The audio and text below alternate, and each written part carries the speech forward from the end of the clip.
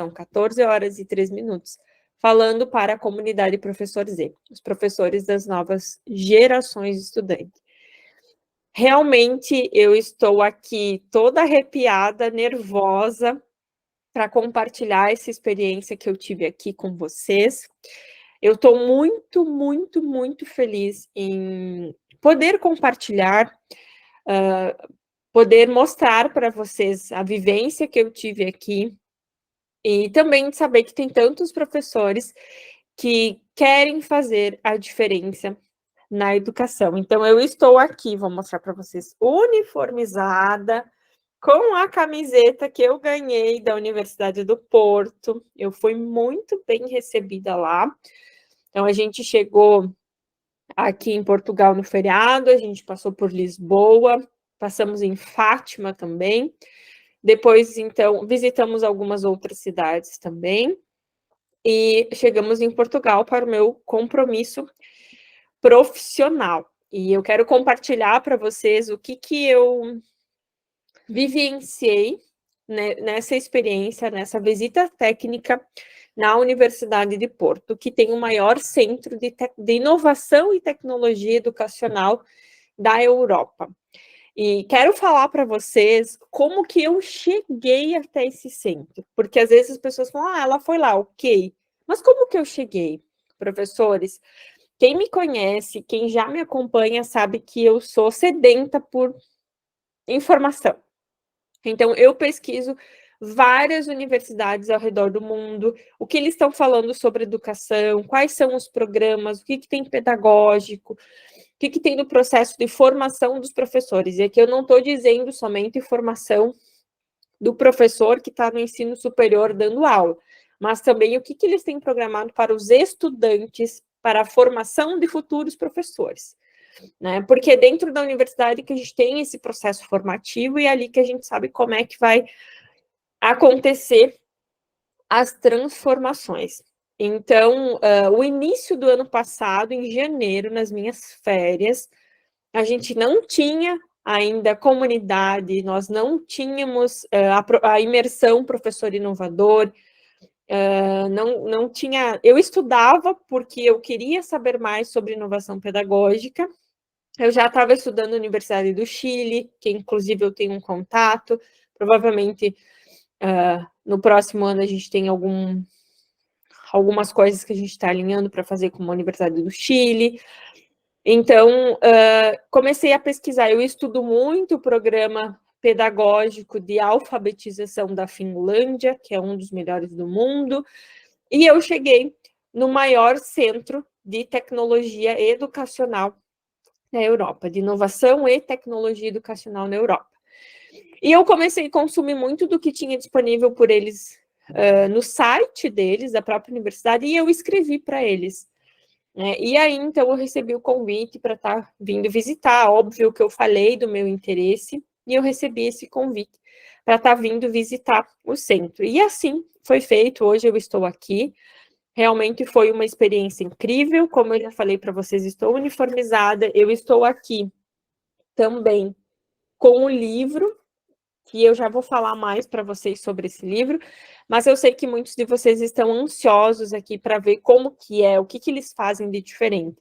Convido vocês também, não esqueçam, me marcam lá no Instagram, é @BeatrizBonadimã, nós temos o nosso canal no YouTube também. É muito importante que vocês compartilhem o meu conteúdo.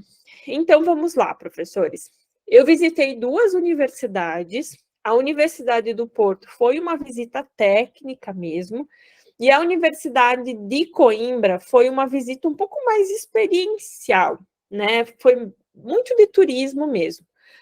Mas eu queria ir lá porque a Universidade de Coimbra é uma das mais antigas do mundo. Tem 3 universidades que são as mais antigas. Tem uma da Itália, de Bolonha, tem a Universidade de Coimbra e tem mais uma que me fugiu o nome agora. Então, eu queria ir lá, eu não consegui uma visita técnica lá, mas eu fui para visitar. E eu vou falar das 2, mas mais especificamente da Universidade do Porto. E eu já tenho uma conversa agendada com a Universidade de Aveiro também, que fica mais ou menos 1 hora aqui de Porto, que vai ser online, porque eu não conhecia a Universidade de Aveiro, foi o meu networking aqui que me possibilitou eu ter um contato direto com eles. Então, professores, quando eu falo para vocês, façam networking, entrem em grupos, estudem, conversem com as outras pessoas, é sobre isso. É você ser colocado, muitas vezes, em alguns lugares que você nem imaginava. Então, a minha visita da Universidade do Porto já me proporcionou um contato com a Universidade de Aveiro, e eu já tenho uma visita online, né, uma conversa com eles online, para conhecer os métodos deles de ensino lá. E por que, já, né, para vocês, por que Aveiro? Porque Aveiro é uma universidade que cresceu muito no seu perfil pedagógico, ela teve uma expansão muito grande devido aos métodos de inovação, em pouco tempo, tipo, é questão de 7, 8 anos, eles deram uma expansão muito grande. Então, por isso que nos próximos dias eu vou conhecer.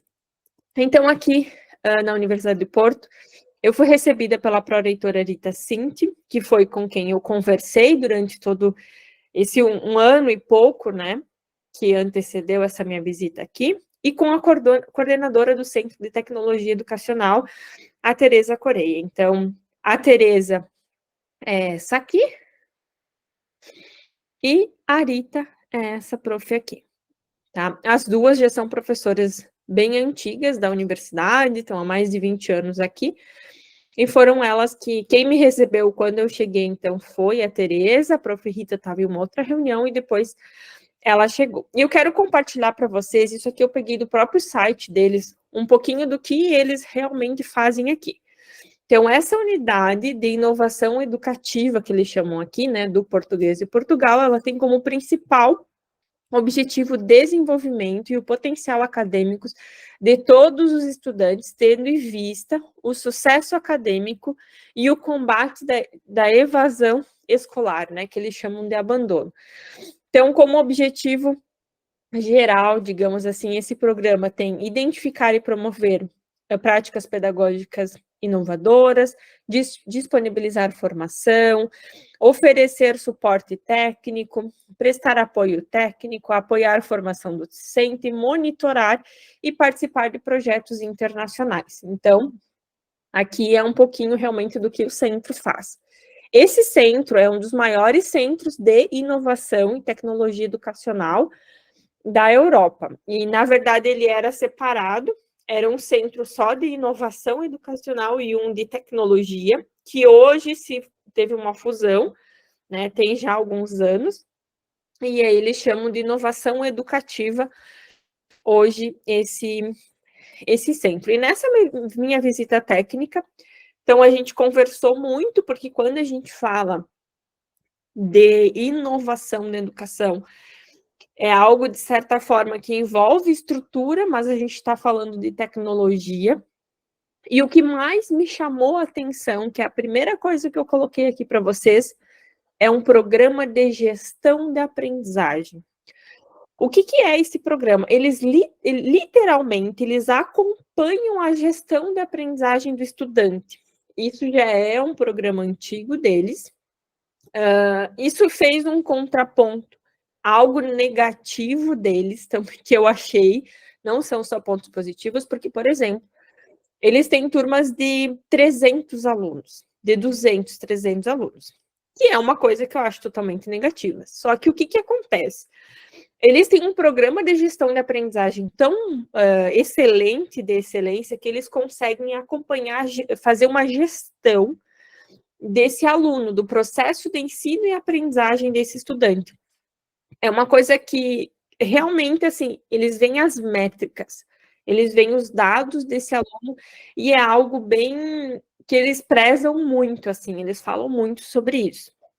Todas essas turmas grandes que eles têm, assim, de estudantes aqui, eles também têm todo um apoio online para esse estudante, que é um modelo híbrido, que eu já venho falando para vocês desde o ano passado, que eu vejo que isso é o que mais se fala na União Europeia como um todo, nos Estados Unidos, que o futuro da educação serão modelos híbridos, onde o estudante vai para a escola, vai para a universidade, mas ele também tem acesso a muito do processo de ensino e aprendizagem dele de forma online. Inclusive, está tendo o evento, que é a Conferência Brasileira, alguma coisa em Harvard, agora, foi 7, 8, né, tá acontecendo, né, 6, 7, 8, se eu não me engano, que é um evento que se fala sobre educação. Então, é uma educação bem empreendedora, e eu estava lendo o resumo ontem, e no primeiro e no segundo dia destacou esse evento lá nos Estados Unidos, a educação digital, que permitiu que a educação chegasse ao maior número de pessoas, que é o que nós estamos fazendo aqui nesse momento, educação digital. Então, é o que mais está se falando também nesse evento, que é um evento que esse ano não consegui, porque eu estava aqui, mas que muito provavelmente no ano que vem eu vá participar desse evento. Então, o que me chamou muito a atenção realmente é esse programa de gestão de aprendizagem. Realmente, eles acompanham o processo de ensino e aprendizagem do aluno de uma forma muito próxima, com o auxílio dos professores, obviamente, dos estudantes, mas isso foi o que mais me chamou. É um programa interno, é algo deles, mas que eles fazem esse acompanhamento da gestão de aprendizagem. Eles têm também, aqui são os tópicos que mais me chamou a atenção, tá? Um plano de formação para docentes com agenda anual, que é a tal da formação continuada que vocês já me ouvem falar aqui. Que eu bato muito, o professor tem que ter formação continuada, semanal, quinzenal, mensal. Passou de um mês, não é formação continuada. Não tem como ser. Então, e é algo que eu já falo muito aqui, que eu já falo demais aqui na comunidade sobre formação continuada. O professor tem que ter formação continuada. E eles têm aqui, é sempre uma agenda anual, eles têm vários programas, eles falam de várias coisas. Inclusive, eu fui convidada para participar da formação que vai ter dia 25 de abril, que é uma formação só sobre feedback. Professores, as perguntas eu vou responder depois, que daí podem colocar aqui no chat, depois eu respondo todas elas.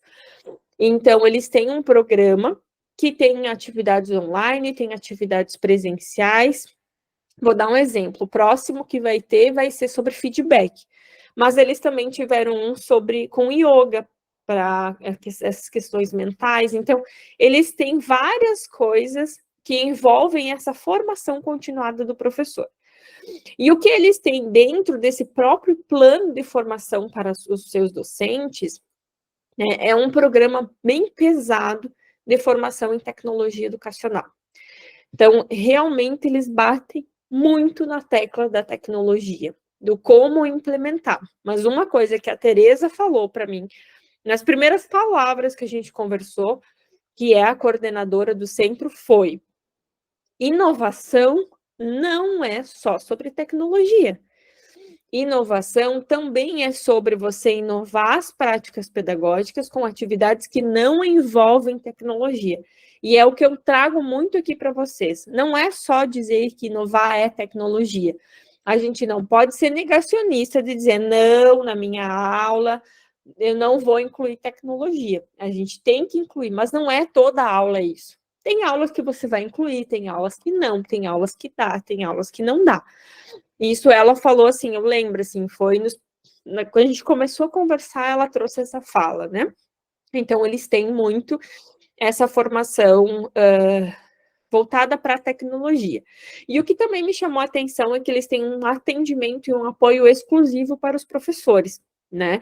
E esse apoio funciona por formas de e-mail, telefone ou presencial. Então, dentro desse programa, desse plano de formação dos professores, eles têm, então, esse atendimento dos professores. Eles falam que os professores procuram muito, às vezes o professor vem com uma dúvida realmente metodológica, de não saber o que aplicar naquela aula, de como mudar, eles ajudam, e eles trabalham muito, inclusive a Tereza trabalham muito com design instrucional, que é uma das coisas, inclusive, que eu abordo na mentoria Professor Inovador, né?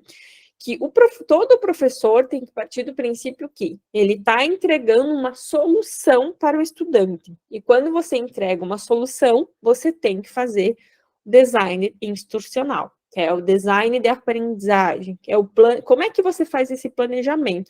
Existe método, existe metodologia. Eles têm todo um time muito bem estruturado para isso, né? Para aplicar mesmo design instrucional.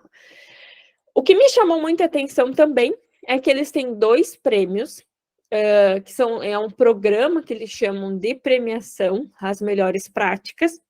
Então, todo ano eles têm o prêmio InovaPed e também o prêmio Prática Pedagógica Inovadora. Eles fazem sempre um workshop e eles selecionam as melhores práticas pedagógicas. Esses professores se apresentam e depois eles recebem uma premiação, que inclusive é financeira. Eles falam que não é uma ajuda financeira muito grande, mas é com o objetivo de estimular os professores a compartilharem as suas práticas para também estimularem os outros professores. Então, eles têm esses 2 prêmios. O InovaPed é para professores de graduação e o Prêmio Prática Pedagógica Inovadora é para todos os professores que estão dentro da universidade de alguma forma, que fazem curso de extensão, que dão aula nas escolas, nos cursos técnicos. Então, eles realmente fazem esse incentivo, dão esse apoio a todos os professores que se inscrevem, né? Eles têm que se inscrever, enviar um resumo e aí é avaliado. E também as melhores práticas pedagógicas saem no livro, que é esse livro aqui que eu ganhei, que eu vou ler. Todo ano tem o lançamento desse livro, esse aqui foi do ano passado, tá? Ele está no 3º volume. Então, nesse livro tem artigos, ó, vou abrir um aqui para vocês, ó. A construção de projetos de serviço comunitário, como transformar uma ideia em um projeto. Então, aqui, deixa eu achar um outro para vocês. Ó, monitorização do processo dos resultados da UC, a comunidade como prático, um espaço transdisciplinar e colaborativo de intervenção, onde realmente o que os professores fazem é publicar, né, os seus artigos, eles juntam os melhores artigos e lançam, né, todo ano esse livro. Então, realmente isso também é uma forma de estimular os professores, né, porque gera publicação para o próprio professor, que é importante também, e gera um documento para a universidade. Então, realmente, eles têm todas as práticas pedagógicas, os professores que desejam, não necessariamente são os professores que levaram algum prêmio, mas eles têm, então, eles chamam de Caderno de Inovação Pedagógica, né? Então, é um livro pequenininho, mas ele tem vários artigos aqui. Então, eu achei isso também incrível, porque é uma forma de dar apoio e suporte. E falando em tecnologia, o que eles têm? Eles utilizam o Moodle, porque é o maior programa do mundo hoje de gestão da educação, dá para se dizer assim, e ele é facilmente adaptável, né, personalizável, essa palavra, e ele é gratuito, então tem muitas universidades, escolas, cursos que usam a ferramenta Moodle, então eles já usam há muitos anos. Eles têm um software próprio de verificação de similaridade. O que é verificação de similaridade? É verificação de plágio, tá? Porque eles são um programa, então eles não verificam plágio, às vezes é similaridade, né? Então, ela explicou que é um programa interno e que é muito utilizado pelos professores. Eles também têm um software de avaliações, para fazer avaliações, e a partir disso que eles fazem uma junção de todos esses softwares, e eles conseguem fazer aquela gestão acadêmica do quanto realmente o aluno está aprendendo, e eles têm um sistema que chama Cigara, que é um sistema interno, que é o sistema que faz essa gestão do processo de ensino e aprendizagem. Tá? Então, realmente, são alguns do que eles me mostraram que eles têm lá. Então, realmente, o que mais, assim, professores, eu fiquei encantada foi com essa forma que eles fazem a gestão da aprendizagem do aluno, porque eles prezam muito pela garantia de que o aluno tem um processo de ensino e aprendizagem realmente efetivo. E para quem não conhece muito sobre a Universidade do Porto, ela tem 111, mais ou menos 111 anos, é uma universidade antiga já, mas nem comparar com Coimbra, por exemplo, que é de 1290, né? E a Universidade do Porto, ela hoje corresponde a 25% de toda a produção científica nacional de Portugal. E Portugal tem muitas universidades. Então, realmente, eles fazem parte de uma grande massa, digamos assim, né, dos que mais têm produção, dos que mais participam nesse meio educacional. E também me chamou muito a atenção aqui, que é uma das coisas que eu não vejo muito acontecer no Brasil, que são projetos colaborativos. Se tem, normalmente, são projetos muito pequenos. Eles têm aqui, eles participam de vários projetos europeus de ensino e aprendizagem. Realmente, assim, projetos que envolvem toda a União Europeia, inclusive a prof. Tereza compartilhou que o ano passado, esse ano ainda não teve, eles tiveram um que foi, não me lembro agora o país que foi, onde eles juntam várias universidades do mundo e compartilham as suas informações, como é que está esse processo de ensino e aprendizagem, as boas práticas de cada um. Então, são alguns projetos que eles participam, e eles participam de vários, assim, ela me mostrou de vários, até mesmo aqui em Portugal, por exemplo, eles têm um excelente relacionamento com a Universidade de Aveiro, com as universidades aqui perto, eles compartilham muita informação, muita mesmo. Então, isso é muito legal, assim, de compartilhar experiências. E eu achei isso tão incrível, porque eu falei, nossa, que legal, a gente faz isso também na comunidade Professor Z. Né? Na minha mentoria, a gente também faz muito disso, de os professores compartilharem as suas experiências. Então, eles partem muito desse princípio, assim, de projetos colaborativos, que a educação do futuro, ela depende muito da colaboração de todos. Então, isso realmente me chamou também muito a atenção. E talvez, muitos de vocês estão perguntando aí, a Beatriz não falou ainda de inteligência artificial. Então, a inteligência artificial, ela é nova para todo mundo, né? Porque a gente está aí há 2 anos, dá para se dizer, mas ela também é muito antiga, por quê? Inclusive, esse software de gestão de processo de ensino-aprendizagem deles é baseado em inteligência artificial, né? Quando a gente fala de inteligência artificial, ela é muito antiga, mas da forma como nós usamos hoje, ela é muito nova. Tem aí 2 anos, né? Que surgiu, nem bem 2 anos dá para se dizer, na verdade. Por aí, né? Então, uma fala deles, assim, para mim, eu perguntei muito sobre isso. Eles estão desenvolvendo um projeto agora de inteligência artificial, e o que eles me falaram assim, várias vezes, o uso de inteligência artificial é inevitável, não vai mais voltar. E o professor que começar a usar vai sair na frente e vai se destacar. Isso foi o que eles falaram muito, assim, que o professor que souber usar, que souber trabalhar com inteligência artificial, que aprender a usar para o seu dia a dia, para a produção de material, que desenvolver esse tipo de habilidade e competência nos estudantes vai se destacar.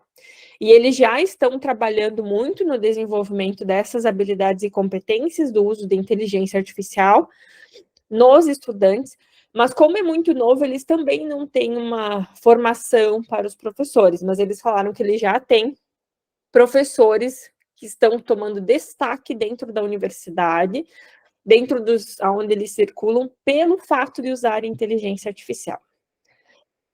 O que eu quero falar com isso, professor? Que eu fiquei pensando assim, nossa, isso realmente é incrível. Se a gente for pensar numa linha do tempo, em acesso à inteligência artificial, a gente está todo mundo igual, o mundo inteiro, né? O mundo inteiro, a gente está na mesma linha do tempo. Por quê? Quando surgiu o ChatGPT, ele foi liberado para o mundo inteiro, certo? Então, a gente está na mesma linha.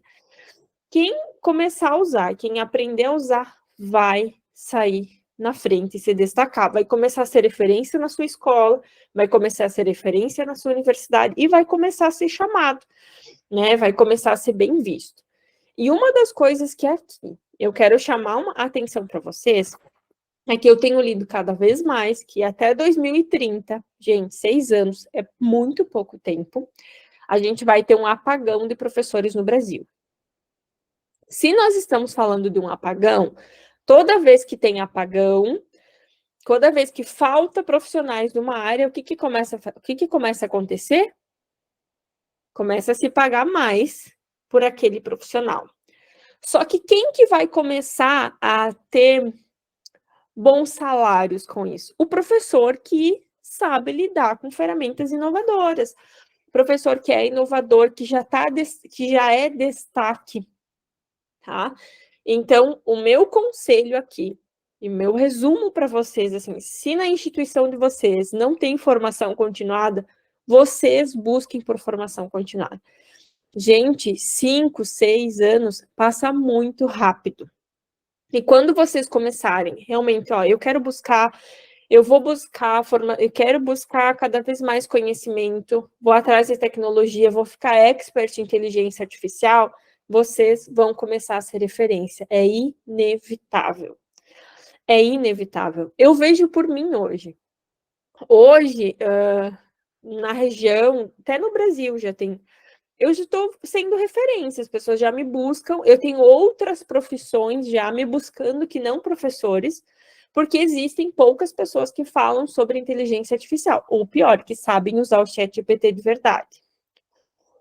Então, professores, o meu conselho é: vocês querem, talvez agora, pensar em 6 anos é muito distante, mas se vocês não fizerem o movimento agora, né, a gente vai estar atrasado depois. Então, isso foi uma das coisas que eu vi muito, assim. E para ir finalizando a minha experiência aqui com vocês, né, na Universidade de Coimbra, que eu fiz uma visita mais, que não foi técnica, né, e somando a Universidade de Portugal, que também é uma universidade antiga, essas universidades, elas só resistiram ao tempo porque elas nunca pararam de inovar. Imaginem a Universidade de Coimbra, de 1290, que tem uma biblioteca, que é a Biblioteca Joanina, que é uma das bibliotecas mais antigas do mundo. Ela tem 60 mil livros lá. Eles têm um laboratório, que é o Museu de Ciência deles, que é um laboratório de química, que serviu para apoio à guerra, para várias coisas. Eles descobriram vários medicamentos lá também, fabricaram pólvora. Essas instituições só se mantêm até hoje.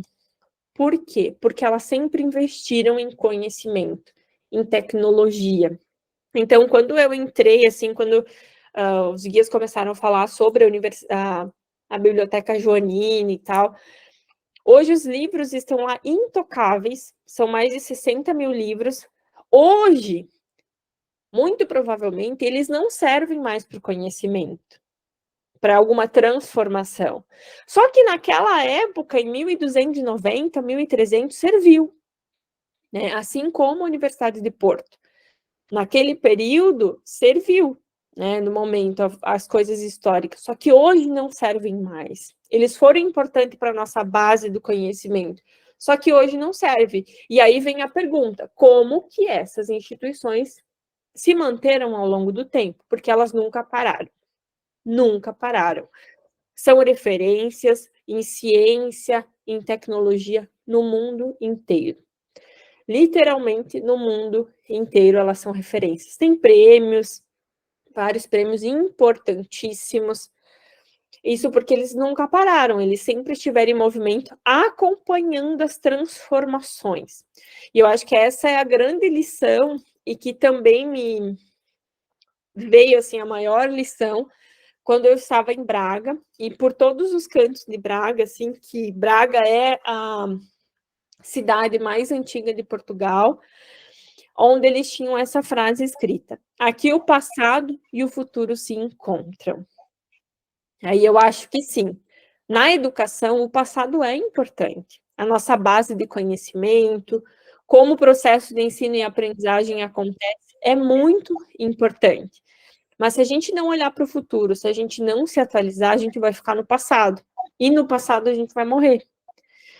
Então, olhar para o futuro e fazer com que realmente o nosso conhecimento base se junte, se aproxime com o presente para olhar para o futuro, acho que a gente vai realmente transformar a realidade da educação.